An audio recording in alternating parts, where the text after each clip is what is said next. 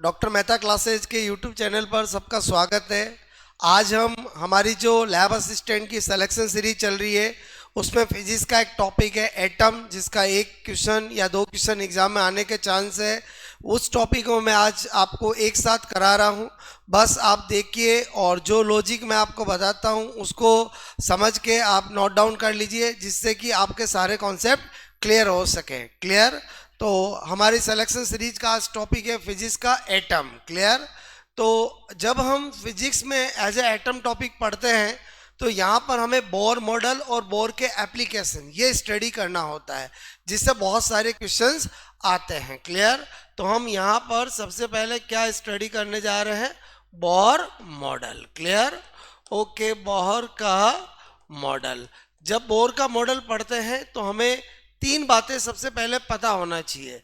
Number one, Bohr model based on Planck quantum theory. Clear? Okay, जो Bohr model है, clear, model है वो based okay on Planck quantum okay quantum theory, यानी जो bore का model है वो प्लैंक के क्वांटम सिद्धांत पर आधारित है। प्लैंक के क्वांटम सिद्धांत, क्लियर, सिद्धांत पर आधारित। क्लियर? ओके। उसके बाद अगर हम बात करें दूसरी, तो जो बोर का मॉडल है वो ओनली सिंगल इलेक्ट्रॉन स्पीसीज पर ही वैलिड है। क्लियर? मैंने कहा जो बोर मॉडल है valid okay only in single electron species. Clear? Bore का मॉडल केवल किस पे वैलिड है? केवल एकल इलेक्ट्रॉन, क्लियर, एकल इलेक्ट्रॉन स्पीसीज ओके पर ही लागू होता है। ठीक है। अब क्या होता है कि जो सिंगल इलेक्ट्रॉन स्पीसीज नेचुरल, वो तो हाइड्रोजन है। बोलो क्लियर? For example hydrogen. बाकी को हमें सिंगल इलेक्ट्रॉन स्पीसीज बनाना पड़ता है अगर हमें बोर का मॉडल लगाना हो। क्लियर? ओके, जैसे हाइड्रोजन तो नेचुरल सिंगल इलेक्ट्रॉन स्पीसीज है। हीलियम के पास दो इलेक्ट्रॉन होते हैं, लेकिन अगर मैं हीलियम प्लस कर दूंगा तो बोर का मॉडल लगा सकता हूं। अगर मैं लिथियम प्लस 2 कर दूंगा तो बोर का मॉडल लगा सकता हूं। अगर मैं बेरिलियम प्लस 3 कर सकता हूं तो बोर का मॉडल लगा सकता हूं।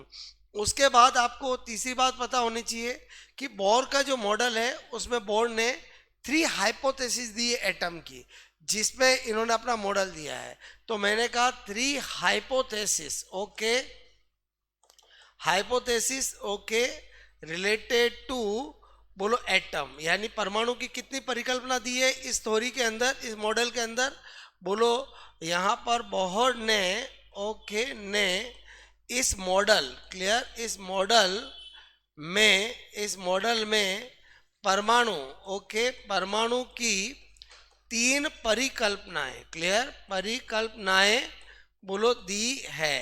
तो हमें सबसे पहले वही 3 हाइपोथेसिस स्टडी करना पड़ता है ताकि हम एप्लीकेशंस को सोच पाए।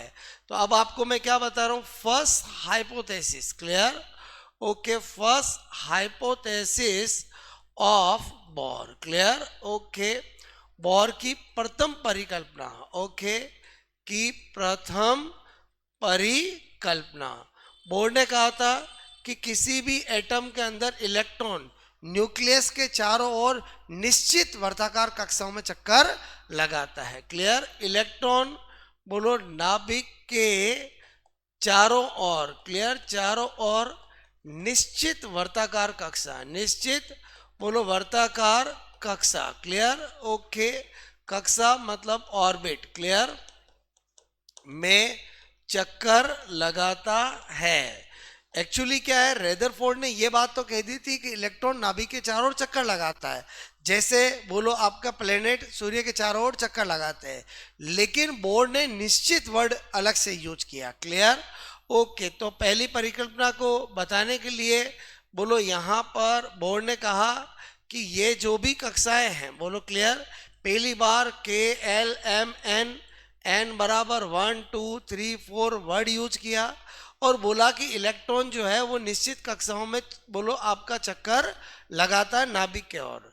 तो यहाँ जो आपका पहली बार n 1 2 3 4 ओके या के एल एम एन यूज किया, वो क्या है? बोलो आपका number of orbit, clear, okay, कक्षा की संख्या, क्लियर, ओके, संख्या।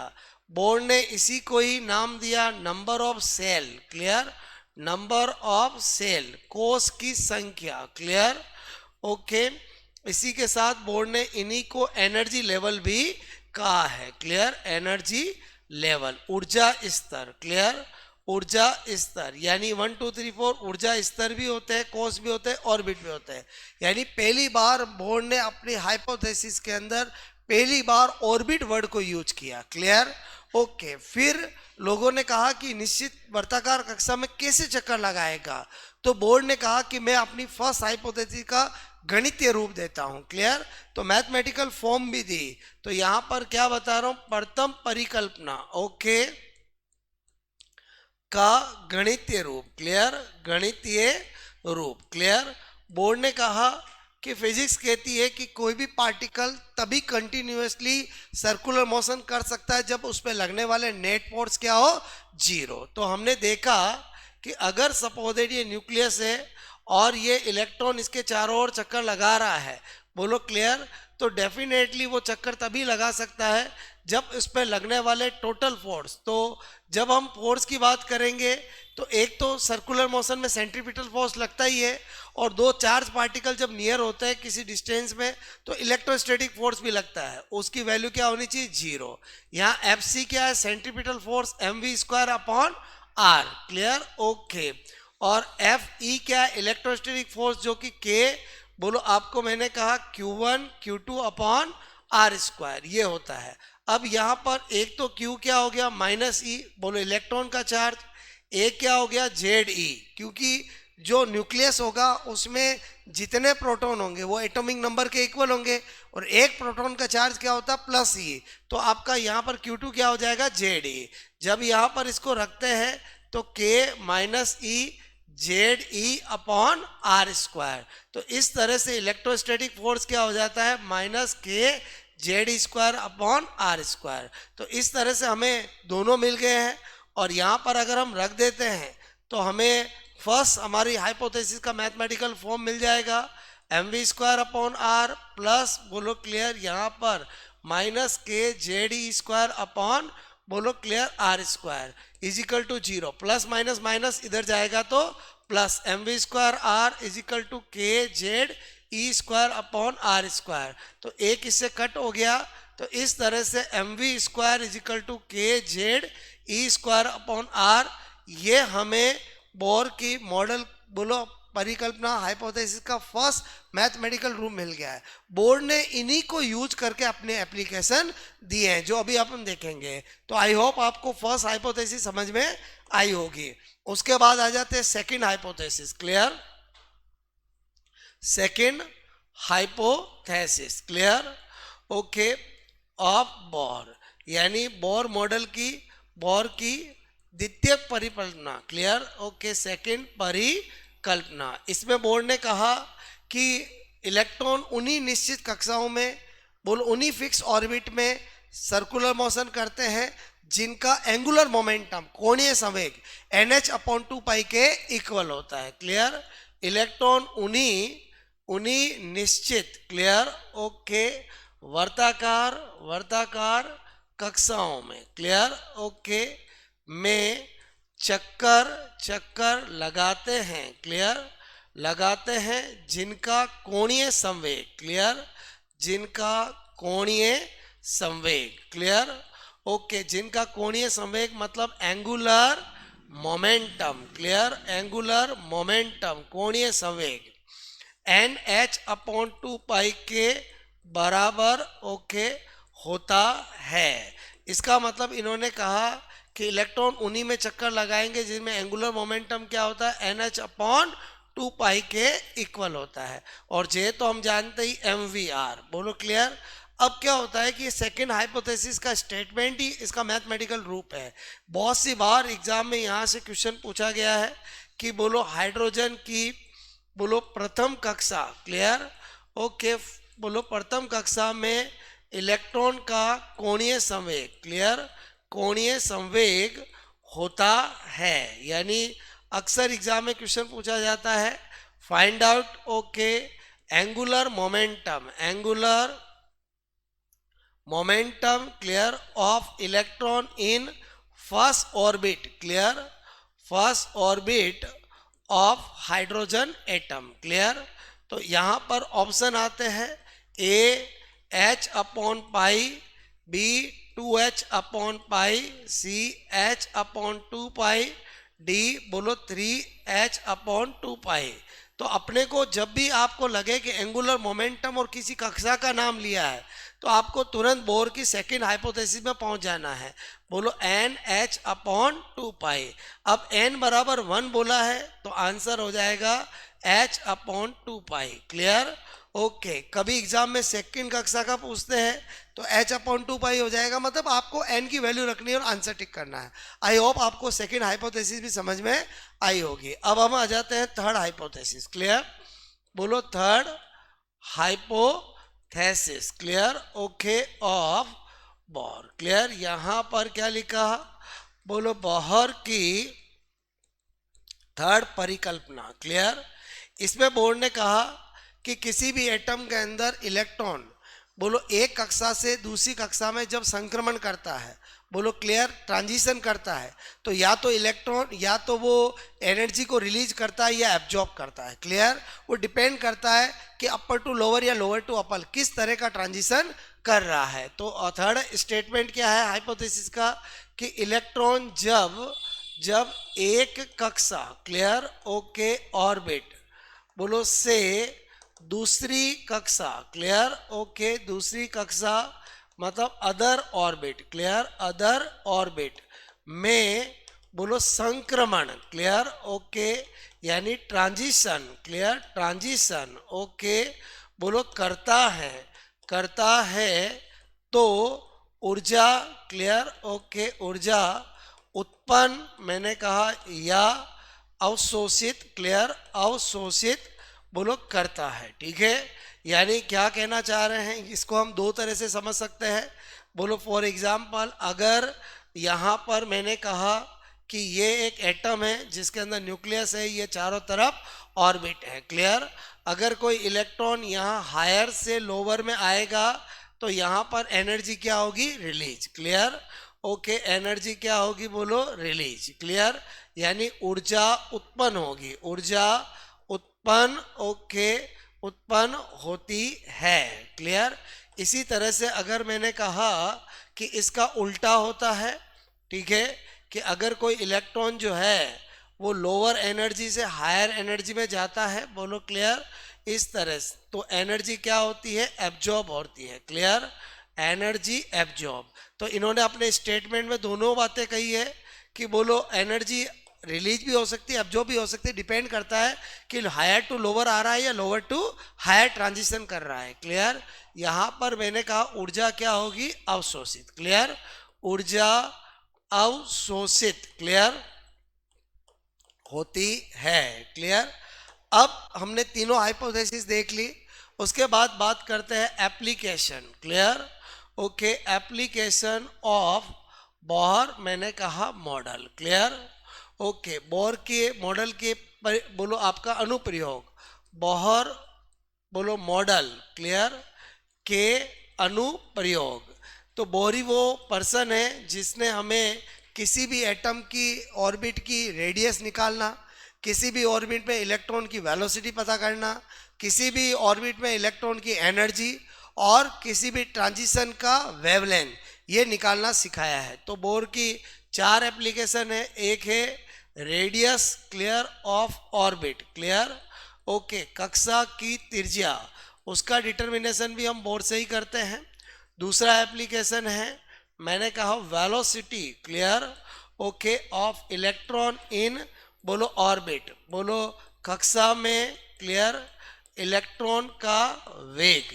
इसी तरह से थर्ड हाइपोथेसिस, थर्ड आपका एप्लीकेशन है energy, clear, of electron in orbit, clear, कक्षा में बोलो इलेक्ट्रॉन का वेग की ऊर्जा, क्लियर।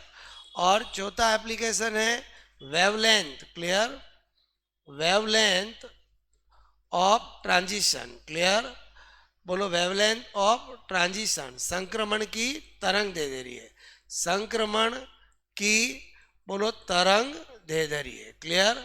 आई होप ये 4 एप्लीकेशन हम पढ़ने जा रहे हैं जिनमें 4 ऐसे फॉर्मूले होंगे जिसे सारे क्वेश्चन सोल्व कर सकते हैं।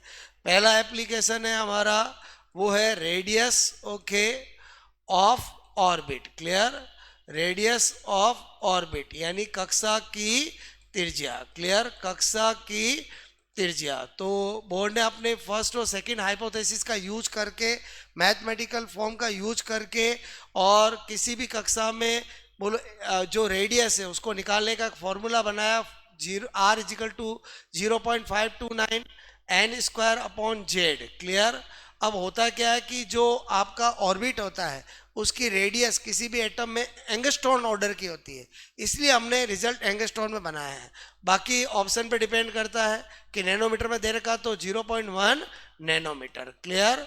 ओके। और 1 एंगस्ट्रॉन जो होता है वो 10 की पावर -10 मीटर के इक्वल होता है। ठीक है, थोड़ी खत्म। यहाँ पर n जो है वो नंबर ऑफ ऑर्बिट होगा जो हमें दे रखा होगा, कक्षा की संख्या। क्लियर? और जेड जो होगा वो क्या होगा, atomic number. Clear? Atomic number मतलब परमाणु क्रमांक। क्लियर?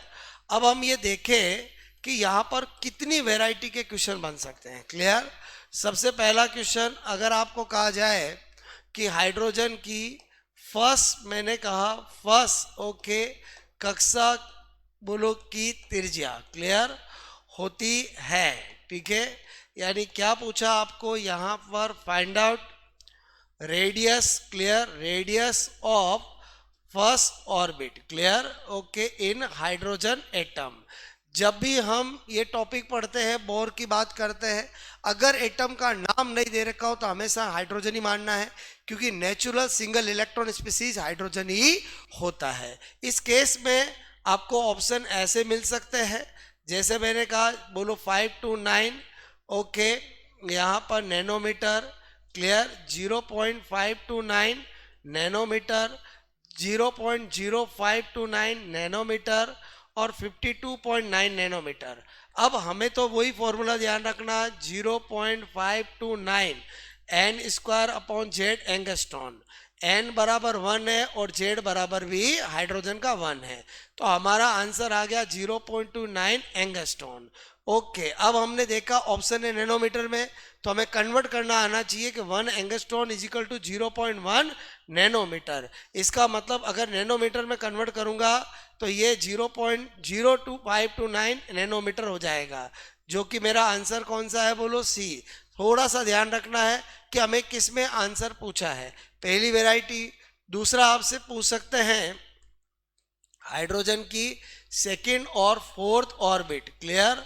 ओके, की रेडियस क्लियर का अनुपात रेशियो। क्लियर? ओके, अनुपात रेशियो होगा। क्लियर?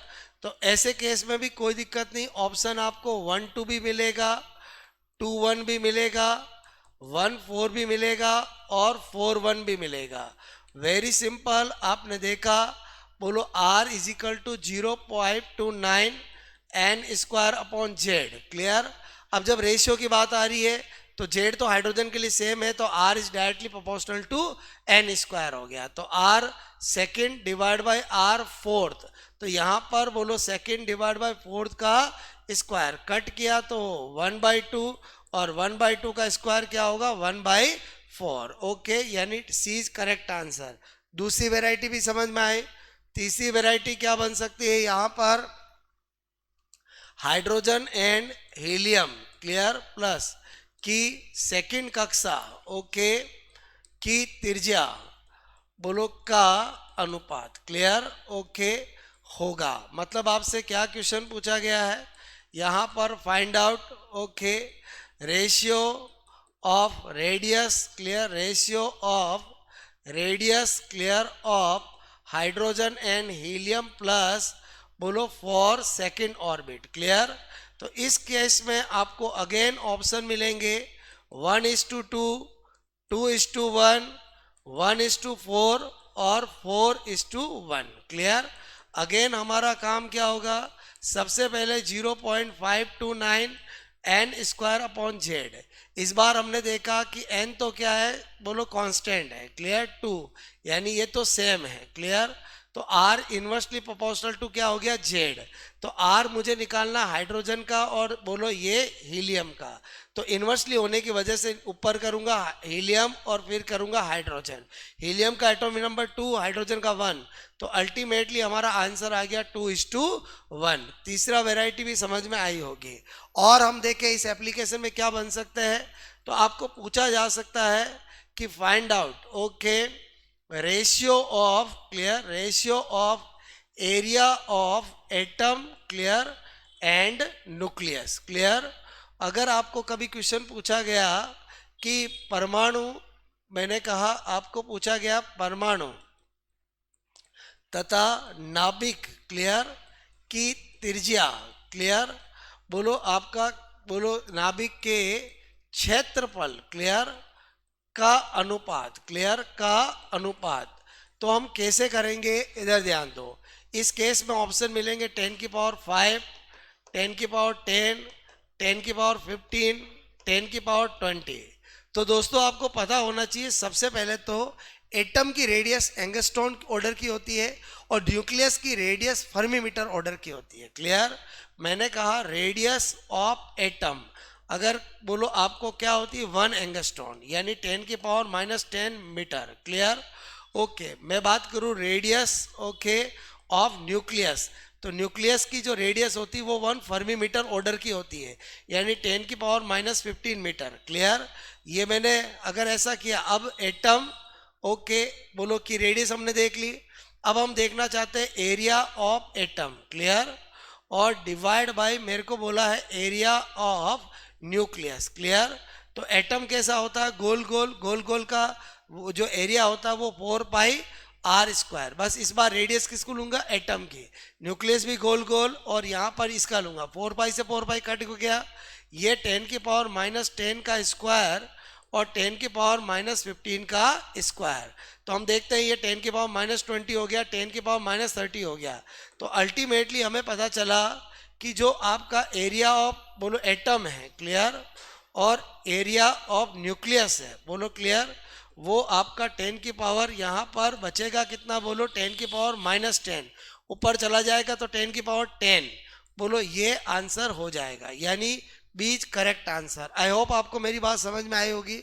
और क्वेश्चन पूछना चाहे तो आपको पूछ सकते हैं कि बोलो रेशियो, ओके, ऑफ वॉल्यूम, ठीक है, वॉल्यूम ऑफ एटम, ठीक है, एंड मैंने कहा वॉल्यूम ऑफ बोलो न्यूक्लियस, क्लियर। ओके, अगर आपको परमाणु का आयतन, परमाणु का आयतन, ओके, तथा नाभिक का आयतन, क्लियर, नाभिक का आयतन, इनका अनुपात अगर आपका पूछे, क्लियर, का अनुपात, ओके, तो भी कोई दिक्कत नहीं। ऑप्शन वही 10 की पावर 10, 10 की पावर 15, 10 की पावर 20 और 10 की पावर 30, इस तरह से ऑप्शन हो सकते हैं। Very simple, volume of atom करेंगे, वॉल्यूम ऑफ न्यूक्लियस करेंगे। एटम वॉल्यूम दोनों, न्यूक्लियस होते हैं गोल गोल, गोल गोल का वॉल्यूम का फॉर्मूला होता है 4πr², क्लियर। तो एटम का वॉल्यूम तो एटम की रेडियस, न्यूक्लियस का वॉल्यूम तो न्यूक्लियस की रेडियस, क्लियर। 4π 3 कट गया। यहाँ पर हमने देखा 10 की पावर -10 मीटर, ओके, ये क्यूब, और यहाँ पर देखा 10 की पावर -15, बोलो क्लियर, का क्यूब, क्योंकि हमें पता है न्यूक्लियस की रेडियस फर्मी मीटर की ऑर्डर की होती है और एटम की रेडियस एंगस्ट्रॉन ऑर्डर की होती है। लेकिन जब डिवाइड करना होगा तो दोनों को मीटर में लिखना पड़ेगा, तभी कर सकते हैं। ये 10 की पावर -30 आ गया, ये 10 की पावर -45 आ गया, अल्टीमेटली 10 की पावर -15 बचा। तो वॉल्यूम ऑफ एटम और volume of nucleus is equal to 10 की पावर 15, यानी हमें पता चला कि वास्तव में बोर्ड ने सही कहा था कि किसी भी एटम के अंदर मैक्सिमम पार्ट एम्प्टी होता है और सेंटर में छोटा सा न्यूक्लियस होता है। वो यहाँ से साफ पता चल रहा है कि जो एटम का वॉल्यूम होता है वो न्यूक्लियस के वॉल्यूम से 10 की पावर 15 टाइम्स ज़्यादा होता है।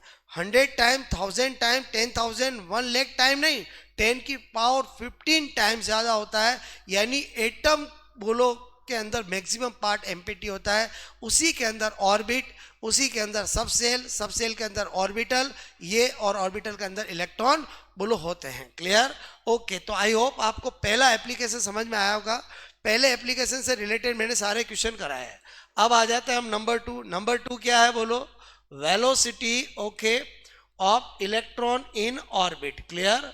बात करें कक्षा में इलेक्ट्रॉन का वेग, कक्षा में मैंने कहा इलेक्ट्रॉन का वेग। ओके, अगेन बोर्ड ने अपनी हाइपोथेसिस को यूज करके बोलो इसकी वेलोसिटी का फॉर्मूला दिया 2.18 into 10⁶ Z upon N metre पर सेकेंड। क्लियर? मीटर पर सेकेंड। ओके, जेड वही एटॉमिक नंबर ओके परमाणु क्रमांक, और एन नंबर ऑफ ऑर्बिट, वही कक्षा की संख्या। ठीक है, अब यहां से बनने वाले क्वेश्चंस की बात करें तो नंबर 1 सबसे पहला वैरायटी का क्वेश्चन, ये बहुत बार पूछा गया है कि हाइड्रोजन में बोलो हाइड्रोजन की ओके फर्स्ट कक्षा क्लियर ओके में इलेक्ट्रॉन का वेग होता है। ठीक है, तो इस केस में भी वो आपको ऑप्शन देगा 2.18 इंटू 10⁸ सेंटीमीटर पर सेकेंड। एक दे दिया 2.18 इंटू 10⁶ सेंटीमीटर पर सेकेंड। बोलो क्लियर? एक दे दिया आपको उसने 2.18 इंटू 10⁻10 सेंटीमीटर पर सेकेंड। ओके, और एक दे दिया आपको यहाँ पर नन ऑफ दीज। क्लियर? इनमें से कोई नहीं। दोस्तों क्वेश्चन बहुत आसान होते हैं, बस जल्दबाजी में गलती हो जाती है। v इजिकल टू क्या लिखोगे? बोलो v इजिकल टू 2.18 इंटू 10⁶ मैंने कहा जेड अपॉन एन मीटर पर सेकेंड। क्लियर? तो हमने देखा कि जेड बोलो क्या है? 1 है, एन बराबर 1 है, तो वेलोसिटी ऑफ इलेक्ट्रॉन जो है पहली कक्षा में एक बार तो हमारा आंसर ये आ गया मीटर पर सेकेंड, लेकिन हमने देखा कि ऑप्शन सारे किस में? सेंटीमीटर में। तो 1 मीटर इजिकल टू क्या होता है? 100 सेंटीमीटर। इसीलिए ये आपका 2.18 इंटू 10⁸8 सेंटीमीटर पर सेकेंड में कन्वर्ट हो जाएगा। जल्दबाजी में बी नहीं करना है, बोलो गलत हो जाएगा। पहली वेराइटी समझ में आई। तो अब आपको वो वेराइटी जो मैंने रेडियस में कराई वो इसमें भी बनेगी। आपको कहा जाए कि हाइड्रोजन की सेकेंड एंड बोलो थर्ड कक्षा में इलेक्ट्रॉन के वेग का अनुपात ओके होगा। ठीक है, ऐसा पूछे तो आपको यहाँ पर ऑप्शन जो है वो 2/3 भी हो सकता है, 3/2 भी हो सकता है। क्लियर? 4/9 भी हो सकता है और 9/4 भी हो सकता है। Very simple. सबसे पहला काम v is equal to 2.18 into 10⁶ Z upon N. हमने देखा एटम सेम है तो v is inversely proportional to n, यानी आपको v2 अपॉन v3 पूछा है तो यहाँ n3 अपॉन n2 करना पड़ेगा, यानी 3/2, यानी b is correct answer. I hope आपको सेकंड क्वेश्चन भी समझ में आया होगा। उसके बाद अगर थोड़ा सा एग्जामिनर एडवांस सोचे, जैसे आजकल सोच रहे हैं, तो उस केस में आपको ये क्वेश्चन पूछ सकते हैं कि सूर्य के प्रकाश का वेग ओके बोलो हाइड्रोजन परमाणु की फर्स्ट कक्षा क्लियर ओके में इलेक्ट्रॉन के वेग क्लियर का कितना गुना ओके होता है। ठीक है, होता है। अब आपको ये क्वेश्चन बहुत बार एग्जाम में पूछा गया, 127 टाइम्स ज़्यादा, 137, 147 और 157। ओके, इस केस में आपको क्या करना पड़ेगा? ये VC डिवाइड बाई VE पूछा है। क्लियर? तो आपको पता है कि सबसे पहले तो VC बोलो होता कितना है? 3 इंटू 10⁸8 मीटर पर सेकेंड। बच्चा जानता है कि प्रकाश का वेग यही होता है। उसके बाद आपको इलेक्ट्रॉन की प्रथम कक्षा के अंदर बोलो हाइड्रोजन का पूछा है तो 2.18 इंटू 10⁶ मीटर पर सेकेंड। अब आपको पूछा ये इससे कितना गुना ज़्यादा है। चलो कोई बात नहीं, this one divide by this one कर लेते हैं। 3 इंटू 10⁸8 और यहाँ पर 2.18 इंटू 10⁶। तो हमने देखा कि सबसे पहले तो यहाँ पर इसको कट किया तो ऊपर बच गया 300 और 2.18, इसको फिर हटाएंगे तो आपका ये 2.18 218। तो एक बात तो श्योर है कि अगर हम 300 में 218 से करेंगे तो पहले तो एक बार ही जाएगा, फिर हमने देखा कि रिमेनिंग मेरा 82 बचा, क्लियर, और यहाँ पर फिर जीरो लगाऊंगा तो आपने देखा 218 मतलब 3 बार जाएगा, तो एक ही आंसर होगा 137। मतलब आपको पूरा डिवाइड नहीं करना है, जहाँ तक आंसर मिल जाए तब तक डिवाइड करना है। मैंने आपको यहाँ पर सेकेंड एप्लीकेशन के 3 क्वेश्चन कराए, आई होप आपको समझ में आए होंगे। अब आ जाते हैं हम थर्ड एप्लीकेशन। हम रैपिड फास्ट तरीके से पढ़ रहे हैं कि एग्जाम से पहले अगर स्टूडेंट एक बार इस लेक्चर को देख लेगा और जो कॉन्सेप्ट मैंने बताया वो 1 घंटे के अंदर जान लेगा तो उसका एक टॉपिक पक्का हो जाएगा, ये गारंटी है मेरी। ओके, उसके बाद आ जाते हैं एनर्जी ऑफ इलेक्ट्रॉन, क्लियर, इन बोलो ऑर्बिट, क्लियर। ओके, यानी कक्षा में बोलो इलेक्ट्रॉन का वेग, क्लियर। ओके, तो इलेक्ट्रॉन की ऊर्जा, क्लियर, एनर्जी की बात कर रहे हैं। तो यहाँ पर मैंने कहा अगेन बोर्ड ने हाइपोथेसिस को यूज करके एनर्जी का फॉर्मूला निकाला, E = -13.6 बोलो Z² अपॉन n²। और किसी भी इलेक्ट्रॉन की किसी भी ऑर्बिट में एनर्जी इलेक्ट्रॉन वोल्ट ऑर्डर की होती है, इसलिए हमने फॉर्मूला इलेक्ट्रॉन वोल्ट में कन्वर्ट किया। ओके, यहाँ पर ये नेगेटिव मुझे बताता है कि अगर मैं n बढ़ाऊंगा तो E भी क्या होगा, बढ़ेगा, क्लियर। इसीलिए आपने देखा कि पहले ऑर्बिट यानी पहली एनर्जी लेवल से दूसरे ऑर्बिट की एनर्जी ज़्यादा होती है, क्लियर। ये तो हम श्योर कर सकते हैं, E1 से ज़्यादा E2, E2 से ज़्यादा E3, बोलो क्लियर। ओके, एक तो ये पता होना चाहिए। उसके बाद आपको मैंने कहा कि इसमें क्या क्या क्वेश्चन बन सकते हैं। तो यहाँ पर क्वेश्चन नंबर 1, क्लियर, आपको पूछा जाए हाइड्रोजन की बोलो फर्स्ट कक्षा, क्लियर, में बोलो इलेक्ट्रॉन की ऊर्जा, क्लियर, होती है, ठीक है।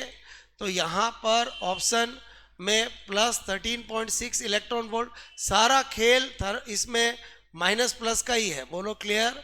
ओके, एक आपको मैंने कहा बोलो 136 इलेक्ट्रॉन वोल्ट, क्लियर। ओके, और एक -13.6 जूल, क्लियर। तो इस केस में आपको पता है हमारा बोलो फॉर्मूला है -13.6 Z² upon n² electron volt, clear. Okay, तो Z बराबर हाइड्रोजन के लिए 1 है, कक्षा भी क्या है बोलो 1 है, बोलो क्लियर। तो आपका E आ जाएगा -13.6 और इलेक्ट्रॉन वोल्ट, क्लियर। तो आंसर क्या हो जाएगा बोलो C, B is correct answer. अगर कभी आपको लगता है कि ऑप्शन जूल में दे रखा हो तो कोई दिक्कत नहीं, एक इलेक्ट्रॉन वोल्ट 1.6 × 10⁻⁻19 जूल के इक्वल होता है। आई होप आपको ये भी समझ में आया होगा। ओके, उसके बाद आपको मैंने कहा कि यहाँ पर अगर हम स्पेशल नोट देखें, क्लियर, क्योंकि बोर्ड ने सारी स्टडी हाइड्रोजन के लिए की थी क्योंकि वो नेचुरल सिंगल इलेक्ट्रॉन स्पीसीज है। तो यहाँ पर लिखा मैंने 4 हाइड्रोजन एटम। ओके, हाइड्रोजन परमाणु के लिए क्लियर, हाइड्रोजन एटम के लिए देखें तो आपको मैंने कहा कि n बराबर बोलो 4, n बराबर 1, यानी हम एनर्जी की बात कर रहे हैं। तो पहली कक्षा के लिए करेंगे तो -13.6 इलेक्ट्रॉन वोल्ट आएगा, बोलो क्लियर। बोलो यहाँ पर 4, ओके, n बराबर 2, यानी एनर्जी 4, n बराबर 1, एनर्जी 4, n बराबर 2, क्लियर। तो यहाँ पर हमने देखा कि ये -13.6 और बोलो 2 का स्क्वायर करेंगे तो -13.6 4 हो जाएगा और -3.4 इलेक्ट्रॉन वोल्ट आ जाएगी, यानी E2 कितना आ गया -3.4 इलेक्ट्रॉन वोल्ट, क्लियर। इसी तरह से अगर हम देखें 4 n बराबर 3, क्लियर, तो यहाँ पर E3 = -13.6 और नीचे 3 का स्क्वायर करेंगे 9 तो -1.5 आ जाएगा। Okay, E3 = -1.5, okay, -1.5 electron volt आ जाएगा, बोलो क्लियर। ओके, इसी तरह से अगर मैं यहाँ पर बोलो n बराबर 4 के लिए करूँ, n बराबर 4, क्लियर, तो E4 = -13.6 और अगर 4 का स्क्वायर 16 तो ये बोलो E4 = -0.8 इलेक्ट्रॉन वोल्ट आ जाएगा। अब मेरे कहने का मतलब ये सारा हम कर रहे हैं किसके, हाइड्रोजन के लिए। ज़्यादातर एनर्जी का क्वेश्चन हाइड्रोजन के लिए ही आता है। अब अगर आपको एग्जामिनर ने पूछ लिया E2 - E1 यानी हाइड्रोजन की द्वितीय कक्षा की ऊर्जा और प्रथम कक्षा की ऊर्जा बोलो का अंतर क्या होगा, ओके, या पूछे प्रथम और द्वितीय का क्या होगा, ये बहुत अच्छे से देखना है किसका किसमें डिफरेंस बोला है, क्योंकि आंसर प्लस माइनस में जरूर होंगे। तो ये है -3.4, ये है -13.6। तो अगर हम यहाँ पर करेंगे -3.4 माइनस माइनस प्लस 13.6, तो अल्टीमेटली प्लस का 10.2 इलेक्ट्रॉन वोल्ट आ जाएगा। बोलो क्लियर। यहाँ पर E1 माइनस E2 पूछा तो 13 पॉइंट बोलो आपका 6 माइनस, बोलो क्लियर। यहाँ पर -3.4 करेंगे तो ये माइनस का 13.6, बोलो क्लियर, और प्लस 3.4, तो आंसर तो आएगा लेकिन वो माइनस में 10.2 इलेक्ट्रॉन वोल्ट आएगा। मैं यहाँ से क्या सिखाना चाह रहा हूँ कि जब भी एनर्जी डिफरेंस पूछे तो आपको देखना जरूरी है कि सेकंड माइनस फर्स्ट है या फर्स्ट माइनस सेकंड है। ओके, आई होप आपको ये जो भी मैंने आपको एनर्जी के बारे में बताया, इस फॉर्मूले पे बेस्ड क्वेश्चन आपको समझ में आए होंगे। क्लियर। यहाँ पर भी वो सारे क्वेश्चन बनेंगे कि हाइड्रोजन की सेकंड और थर्ड, सेकंड और फोर्थ, बोलो ऑर्बिट में इलेक्ट्रॉन की एनर्जी का रेशियो क्या होगा, या बोलो एक ही ऑर्बिट के अंदर दो अलग अलग एटम की एनर्जी का रेशियो क्या होगा। तो हमें बहुत अच्छे से पता है कि E Z² के साथ डायरेक्टली प्रोपोर्शनल है और N² के साथ इनवर्सली प्रोपोर्शनल है। क्लियर। उसके बाद आ जाते हैं हम एप्लीकेशन नंबर 4, और वो है बोलो wavelength. Clear. Okay, wavelength of, मैंने कहा ट्रांजिशन। क्लियर। संक्रमण की तरंग दे रही है। क्लियर।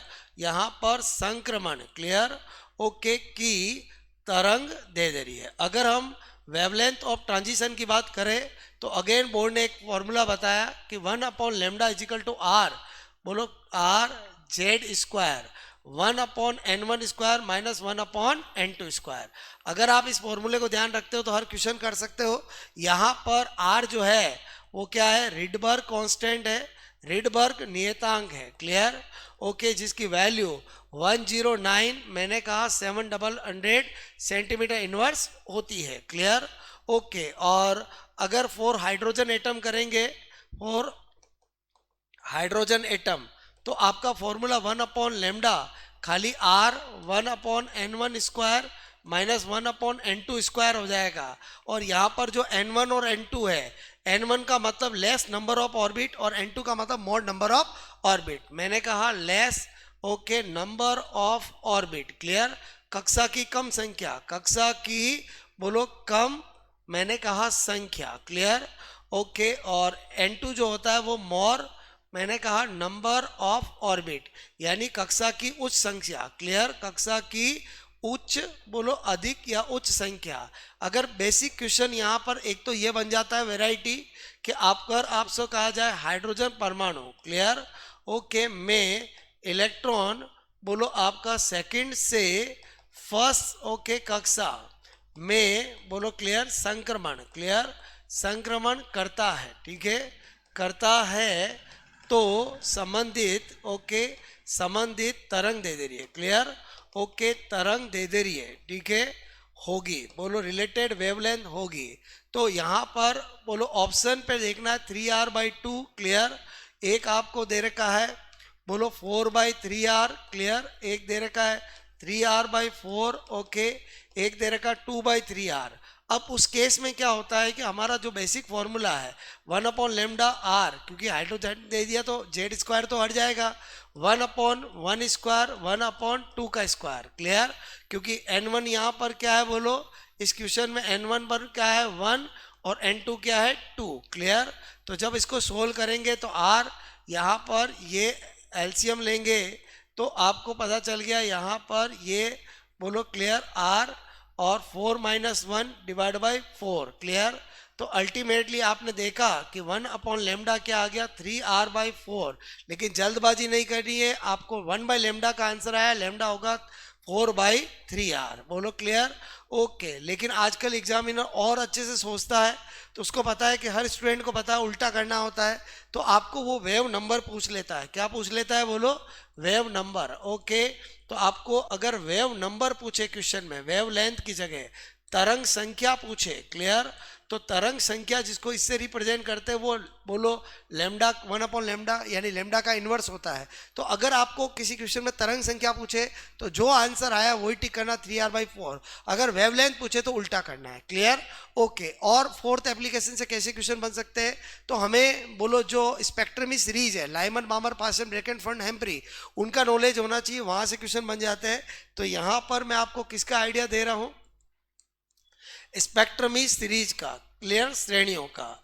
ओके, तो स्पेक्ट्रमी श्रेणियों के अंदर मैंने कहा यहां पर नेम ऑफ, बोलो यहां पर लिखे नेम ऑफ, ओके, सीरीज, श्रेणी का नाम, यहां पर N1, यहाँ पर N2 और यहाँ पर विजिबिलिटी। क्लियर? कि इनकी दृश्यता किस में होती है। क्लियर? यहाँ से भी बोलो क्वेश्चन पूछे गए हैं। तो हम जानते हैं पहली श्रेणी कौन सी होती है, लाइमन, ओके, श्रेणी। बोलो उसके बाद क्या होती है, लाइमन बामर, ओके, श्रेणी। फिर लाइमन बामर पाश्चन, ओके, पाश्चन श्रेणी। क्लियर? उसके बाद मैंने कहा Lyman Balmer Paschen Brackett. Clear? Okay, Brackett श्रेणी। उसके बाद यहाँ पर Lyman Balmer Paschen Brackett Pfund, okay, श्रेणी। और क्या होती है, हेम्प्री। बोलो क्लियर? ओके, क्या होती है, हेम्प्री श्रेणी। क्लियर? ओके, हेम्प्री श्रेणी। ओके, तो यहाँ पर इसके लिए ये क्या होता है, 1, तो ये 2, 3, 4 सो ऑन। बामर के लिए 2 तो 3, 4, 5 सो ऑन। ये 3 तो 4, 5, 6 सो ऑन। ये 4 तो ये 5, 6, 7 ऐसे। ये 5 तो ये 6, 7 ऐसे। ये बोलो 6 तो ये 7, 8, बोलो क्लियर, ऐसे। ओके, उसके बाद विजिबिलिटी की बात करें तो लाइमन जो होती है वो यूवी के अंदर विजिबल होती है। ये विजिबल लाइट, ओके, यानी दृश्य प्रकाश के अंदर।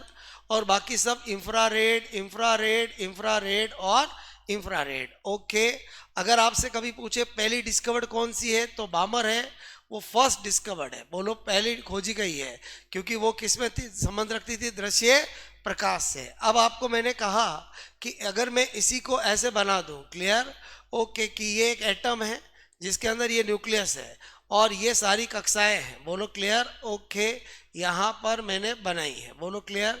तो अगर कोई इलेक्ट्रॉन सेकंड से फर्स्ट में आएगा, थर्ड से फर्स्ट में आएगा, फोर्थ से फर्स्ट में आएगा, ये सारी श्रेणी, ये लाइंस किसकी कहलाएगी, लाइमन की। ओके, तो इसी को बोर्ड ने कहा कि क्यों ना हम ऐसे कर लेते हैं। क्लियर? ये हर एक ऑर्बिट एक एनर्जी लेवल है, तो मैंने ऐसे बना दिया। बोलो क्लियर? ओके, ऐसे कर दिया।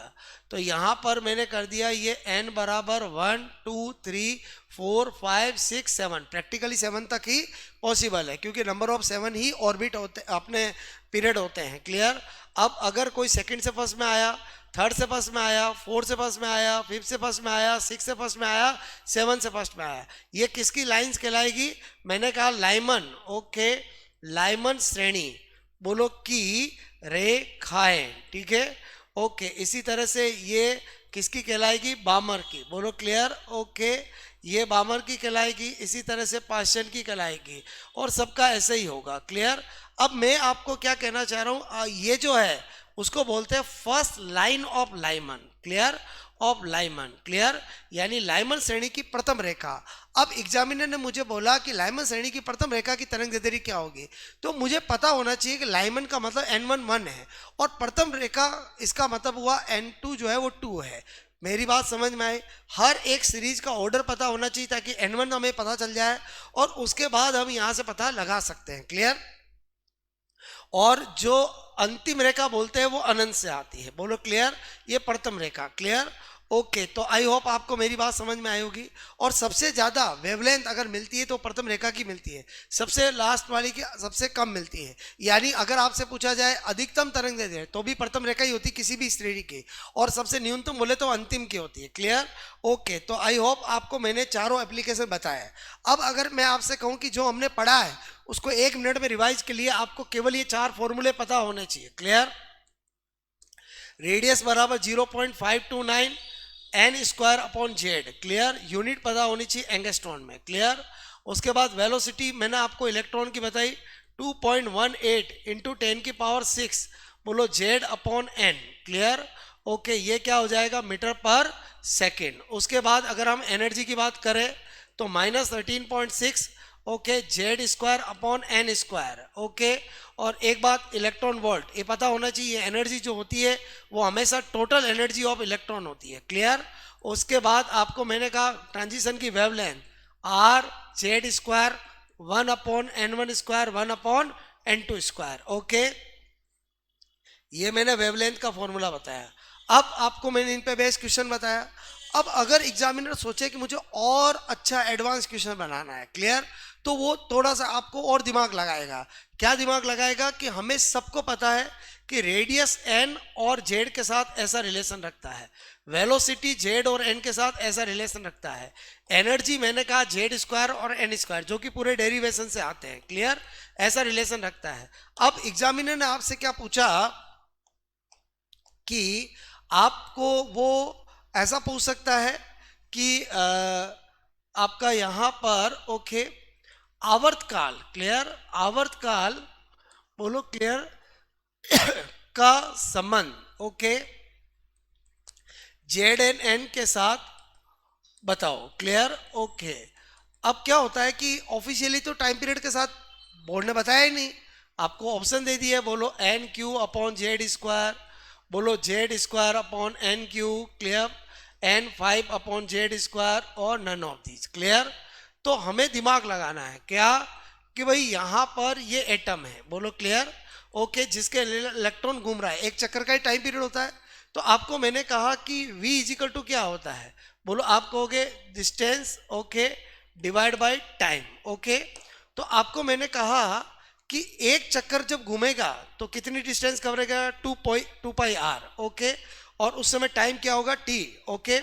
तो अब आपको मैंने कहा मैं t को इधर लेता हूं तो 2 पाई आर, बोलो क्लियर 2 पाई आर और v, और हमें पता है कि r और v का z और n के साथ कैसा रिलेशन है, क्योंकि r है n square upon Z okay और v है z अपॉन n।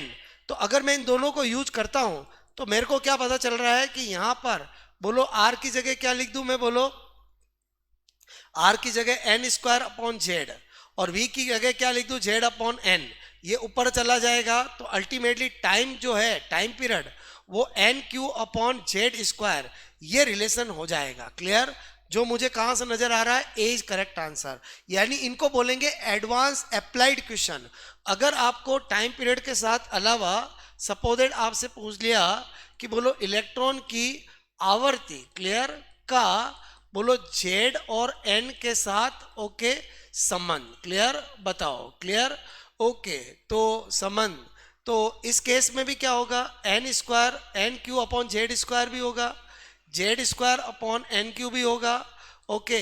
बोलो आपका यहाँ पर n5 अपॉन जेड स्क्वायर भी होगा और नन ऑफ दीज भी होगा, क्लियर ओके। तो उस केस में आपको पता होना चाहिए कि बोलो फ्रीक्वेंसी और टाइम पीरियड क्या होते हैं, एक दूसरे के इन्वर्सली प्रोपोर्शनल। अभी अभी हमने देखा N Q upon Z square, तो जो फ्रीक्वेंसी होगी उसका क्या हो जाएगा, Z square upon N Q. ये दोनों क्वेश्चन अच्छे एग्जामों में बार बार पूछे गए हैं। तो आपको क्या पता चला कि हमें अल्टीमेटली बोर्ड के 4 एप्लीकेशन के रिजल्ट पता होना चाहिए।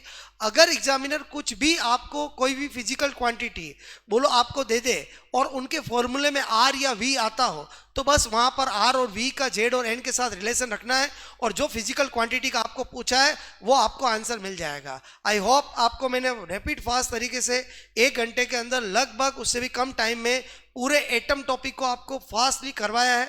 अगर कोई भी स्टूडेंट इस लेक्चर को अच्छे से देखता है, पढ़ता है और शॉर्ट नोट्स बना लेता है तो 100% उसका एक क्वेश्चन एटम टॉपिक से राइट हो जाएगा, ये मेरी गारंटी है। मैं आपको मेरा जो 20 सालों का एक्सपीरियंस है उसको मैं आपको बहुत ही बोलो यहाँ संक्षिप्त के अंदर जो मैं आपको ये जो बता रहा हूँ वही मैं 5-5, 6-6 घंटे के अंदर लेक्चर पढ़ाता हूँ, उसको मैं आपको फास्ट रिवाइज तरीके से बता रहा हूँ। आई होप आपको ये लेक्चर जरूर आपके लिए बेनिफिशियल होगा। लेक्चर को आप देखिए, पढ़िए, सुनिए और आप अच्छे से इस पर अमल कीजिए, आपको डेफिनेटली कॉन्फिडेंस आएगा और एक टॉपिक आपका जो 10 टॉपिक फिजिक्स के लैब असिस्टेंट के उसका एक टॉपिक आपका तैयार हो जाएगा, क्लियर ओके। कैसा लगा लेक्चर जरूर कमेंट्स करके बताएं और इसी तरह से डॉक्टर मेहता क्लासेज और मेहता सर से जुड़े रहें, आपको डेफिनेटली बेनिफिट मिलेगा और आप अपनी मंजिल की तरफ जरूर आगे बढ़ेंगे और मंजिल को प्राप्त करेंगे। ओके दोस्तों।